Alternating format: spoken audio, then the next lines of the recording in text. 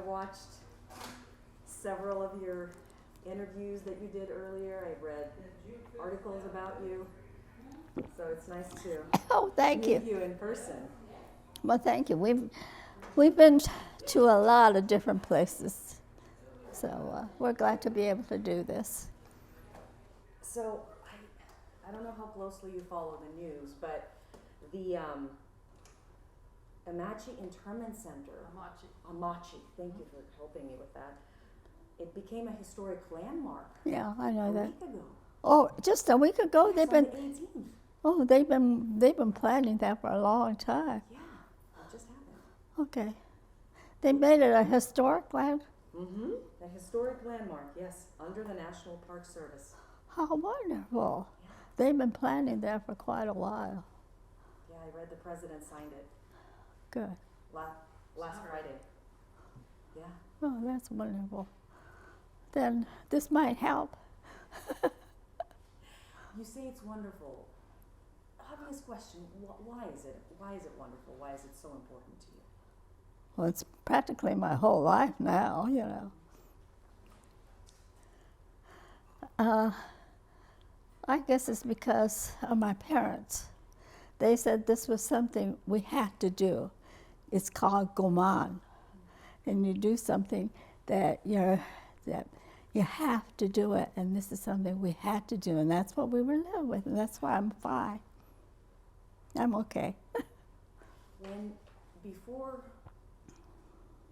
your family was sent to this camp, do you recall what your life was like? Oh yeah, I've got it all written down if you want to know. Do you remember any of it? Oh, I remember most of it. Tell me. What would you like to know? What do you remember most about your life in California before you were forced to move? Well, my mother, we all speak, my mother and father, they spoke English, and my dad was very well educated. And so we lived a pretty normal life, except for when Pearl Harbor happened, and that's when everything changed. We were scared. We didn't know what to do. When Pearl Harbor was bombed by Japan, and we were given only 14 hours to move. All the Japanese along the coast were given only 14 hours to move. And that's the main thing I remember. And that was very, very hard. I'm so sorry. When you were told to leave your home, you only had 14 hours. That's right. That was probably the hardest thing. That was really hard. In fact, when I was reading over my notes, it made me cry. Well, a lot of things happened. There were people that came in and wanted to buy everything we had and stuff, things like that. But that night before we left, we all slept on the floor. And I hate talking about it because it just makes me cry. The only thing that makes me feel so bad was that we had to put our dog to sleep because we didn't know what to do with him. Talk to me about when you talk about your dad, and he was highly educated, but you guys did not speak Japanese at home, and there is a reason for that. Do you remember?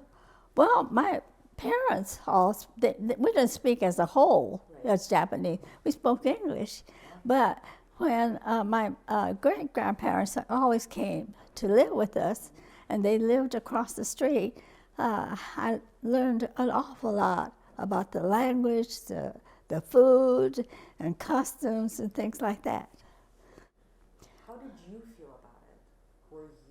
I know you said you were upset, but later on, your parents, you said earlier, were never bitter. Were you bitter? No, because don't forget I was only 17 then. And as long as we went as a group, we lived in a neighborhood, and I was with all my friends, see. And I'm sure my parents felt it a lot more than I did. what they did was they got hold of all the racetracks along the coast, and that's where we had to go. And they took us by train first. We were all went to these little. My daughter and her son have gone. They took pictures until I got pictures of them, and we had to go into these little racetracks, and then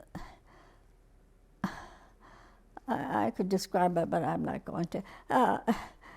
And that was hard. That was hard. That was hard.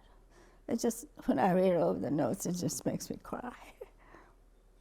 And so we stayed at the racetracks just for a little while until they built camps further in, and we were moved by train then. And then I stayed. Our whole family, our whole neighborhood went to a place called Amache, which was in Colorado. And that's where I stayed. In the showers, there was no doors in the showers, and it was hard for can you imagine what it's like for an older person to have to go to the bathroom without doors in the showers? And when I read over my notes, it made me sad again too. But we got over it. We got over it. We got over it. Do you get over it? It makes you sad. It makes me sad when I read my notes. Yeah. But good things came from that. Good things came from that. Like what? Well, things like, a lot of things happened, but I was able to go to school. The Methodist Church sent me to school. And I am so grateful for so many people that helped us. So many people. And then we moved, and of course I have met many wonderful people. I've had a wonderful life. I have a wonderful life. I have a wonderful family. You know, I have 2 daughters and a son, and lots of grandchildren. The way that I read it, you've almost made it your life's mission at one point, to travel around. Oh yeah, that's what we did that. Yeah. We've been all over the place. I think we were invited how many times to Chicago? We were invited. We talked to the people in Chicago. Did you travel all over the country at one point? No. All over Houston. All over Houston, okay. And you graciously agreed to talk to us today. Thank you again for that. Oh yeah, we're glad to do that.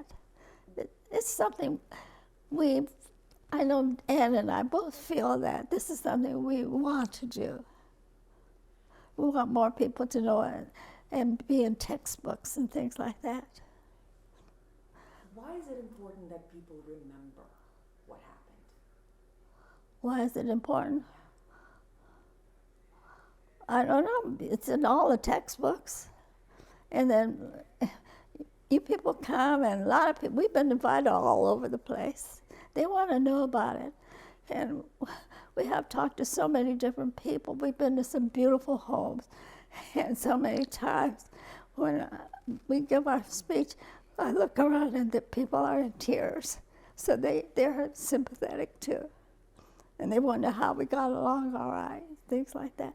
I remember one place we were in, one of the fellows came up to me and gave me a hug, and he wished that some of his people in his class could hear us and things like that. So we're glad to do that. We're glad that you people are interested in me and us. And we will keep doing it. But of course, I'm not able to walk very much anymore, so I'm good. Well, we're very grateful to your daughter for making this possible, and thank you for agreeing to talk to us. Oh, we're glad to do this. We're glad to do this. Anything else that we'll have to know? Yeah, I do. You have such a wealth of life experience. Uh-huh. That unfortunately partially started with Huh. the internment camp.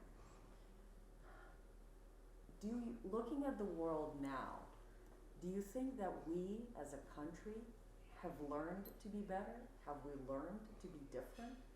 They have tried. They have tried. They have tried. You know, they have tried. I think they have.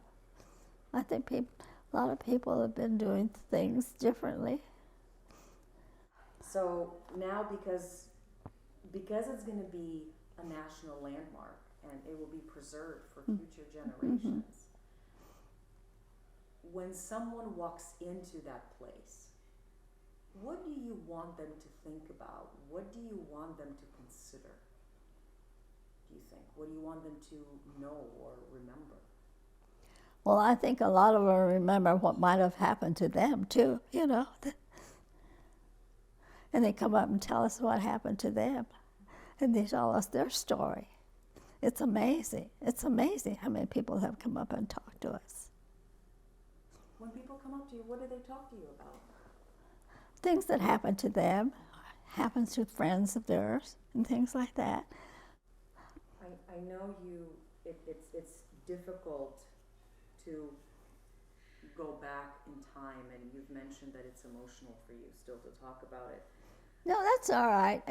I know what good it's going to do. So, I know you were reading over your notes and getting ready for our interview, but on an average day, do you think about that a lot?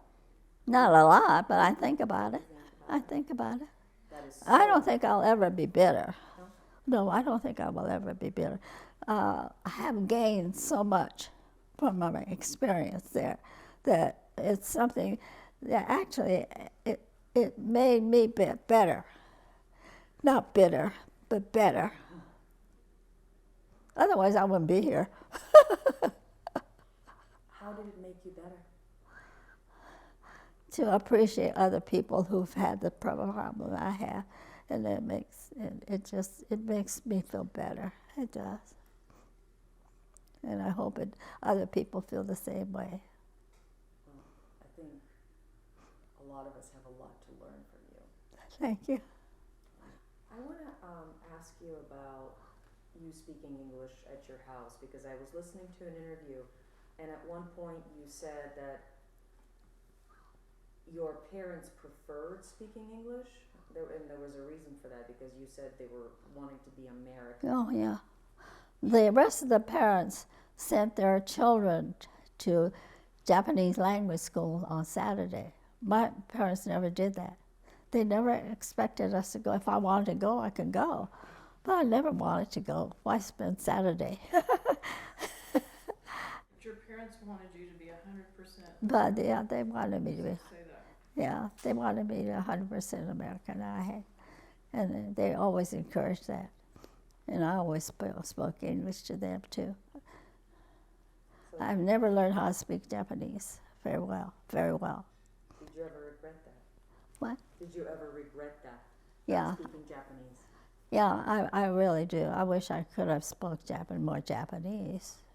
But I never had to, you know. When you went to Japan. Yeah, when I went to Japan, and I met I have quite a few relatives there. He got us an interpreter, and the interpreter went with us all over Japan because we couldn't read the phones or do anything.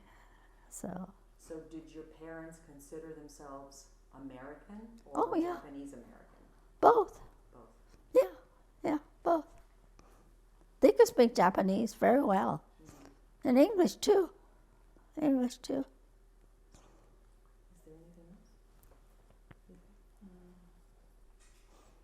else? I would like more people to hear about us. I really would.